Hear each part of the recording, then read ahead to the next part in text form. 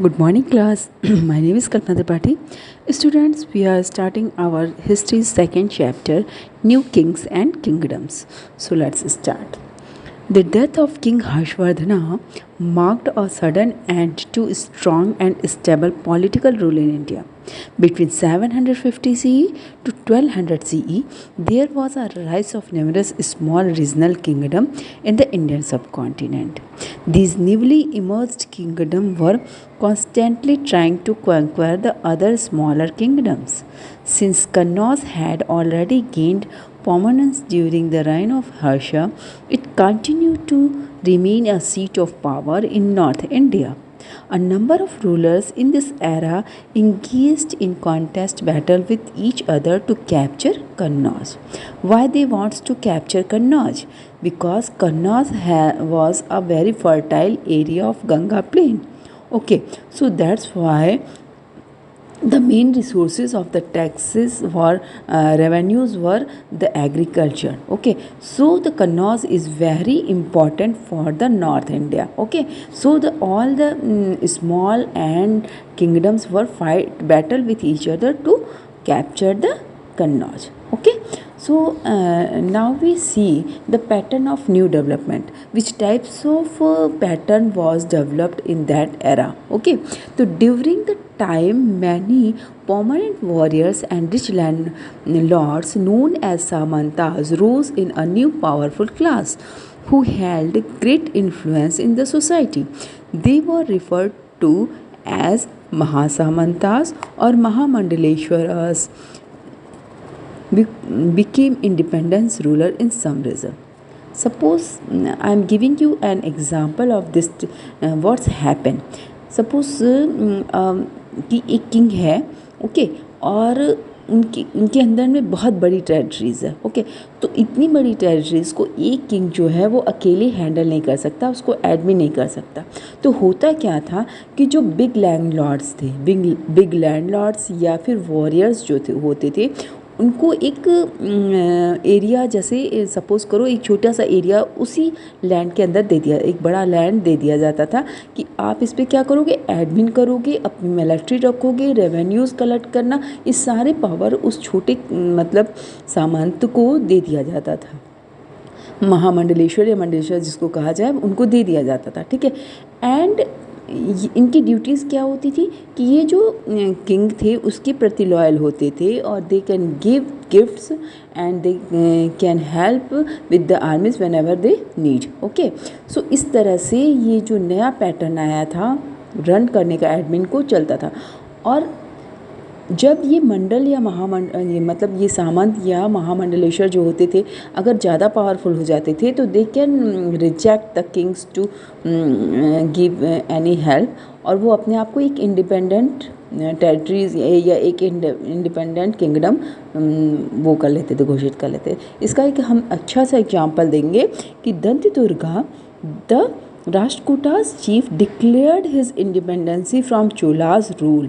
Okay, so इसी तरह से क्योंकि वो भी पहले किसके अंडर में आते थे, चोलास के अंडर में आते थे। बाद में उन्होंने एक नई अपनी डायनेस्टी मतलब बना ली, वो क्या था, Rashtrakutas. And we can read 3 more important kingdoms, the Rashtrakutas, the Gurjar Pratiharas and the Palas, one by one. Okay, I hope so you know the pattern. Let's start. Who is the Rashtrakutas? The Rashtrakutas were served as feudatory of the Chalukya's ruler earlier.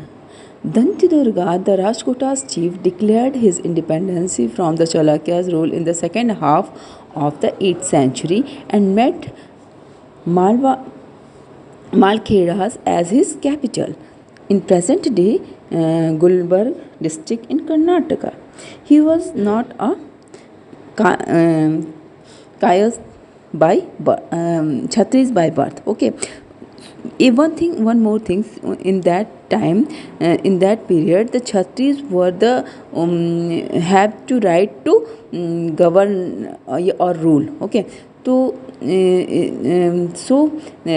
what they can do, because he was not a Chhatri by birth, he adopted a traditional क्या चीज़ था जिसको बोलते थे Hiranyagarbha sacrifice were considered to be second birth of the person as क्षत्रिय, यानी कि एक ritual वो लोग करते थे और उसके थ्रू ये अपने आप को मतलब हिरण्यगर्भा एक रिचुअल था जिस प्रोसेस के थ्रू वो अपने आप को क्षत्रिय डिक्लेयर करते थे। ओके, सो ये भी हमें देखने को मिलता है। Next we come to the Gurjara Pratihara. The Gurjara Pratihara ruled in a large part of Gujarat and southwestern Rajasthan. They rose to power somewhere in the latter half of the 8th century. Nagbhatta first and his successor Bhoj first were the most powerful ruler of this dynasty. It was a time of continuous struggle to acquire more territories. Hence, the Gurjara Pratihara were regularly at war with their contemporaries such as Palas and the Rashtrakutas. Okay, so next we know about the Palas. The Palas dynasty was founded by Gopala somewhere around 750 CE in eastern India. Dharmapala, the son of Gopala, was the most powerful king of this dynasty. In his quest to control North India, he suffered defeat at the hand of one of the Rashtrakutas rulers. Dhruva and the Gurjara Pratihara kings Nagbhatta II, his son Devpala, was one of the last known ruler of this dynasty. The rule of the Palas come to an end around the middle of the 12th century. Okay. Already I have tell you that the kingdom were fight for the for to broad their territories. Okay, और ये अपनी territories को बढ़ाने के लिए एक दूसरे से फ़ाइट करते थे, ठीक है ना। तो यहाँ पे आपको एक ऐसी फ़ाइट देखने को मिलेगी जिसको कि हम जो कि कैसे फेमस है, ट्राइपार्टाइट स्ट्रगल के नाम से जाना जाता है वो क्या था? The term tripartite refer to anything that involves three parties. The struggle between three ruling kingdoms, the Rashtrakutas, the Gurjara Pratihara and the Palas, to establish their control over Kannauj. I have already tell you why they want to control over Kannauj, because they are very fertile area and rich, we can say that a very rich area. So the three dynasties, especially Rashtrakutas, Palas and Gurjara Pratihara, they all over fight with each other, and this fight is which we call the tripartite struggle. Okay, so or why they battled each other? To establish their control over Kannauj in the Ganga plains. The eastern capital of Harshvardhana is often termed as tripartite struggle. Okay, and now we come the another types of kingdom, that is the we know about the Rajputas. Emergence of the Rajputas. This period witnessed the emergence of one of the most significant warrior clans of the medieval era, the Rajputas. The Rajputas were essentially divided into several principalities which had sprung up across northern and central part of India after the death of Harsha. And who is the main Rajputa? Among the Rajputas rulers, the Chauhans rulers ruled over the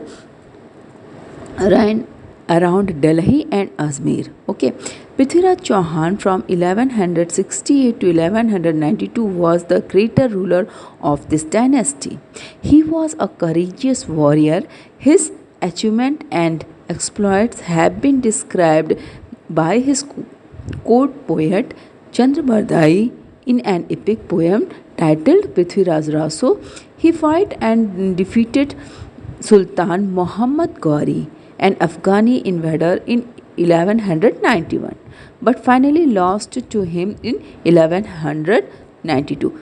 Students, remember, Prithviraj Chauhan fought with Muhammad Ghori in and who is Muhammad Ghori? Muhammad Ghori is Afghani invader. Okay, Afghan से वो India पे attack किया था उन्होंने. और कहाँ? ये पृथ्वीराज चौहान का जो एरिया था वो क्या था? अजमेर और दिल्ली, ठीक है ना. तो फर्स्ट फाइट में उन्होंने हरा दिया था, बट सेकंड फाइट में वो क्या किए थे, डिफीट, मतलब वो गौरी ने इन्हें डिफीट किया। वो कब हुई, 1192 में, ठीक है। और बहुत सारे राजपूतास जो थे वो 7th to 12th सेंचुरी के बीच में हमें नॉर्थ इंडिया में बहुत सारे जो राजपूतास हैं वो देखने को मिलते हैं और दे their territories were situated in close proximity to each other and many of them were allied through marriage. A common culture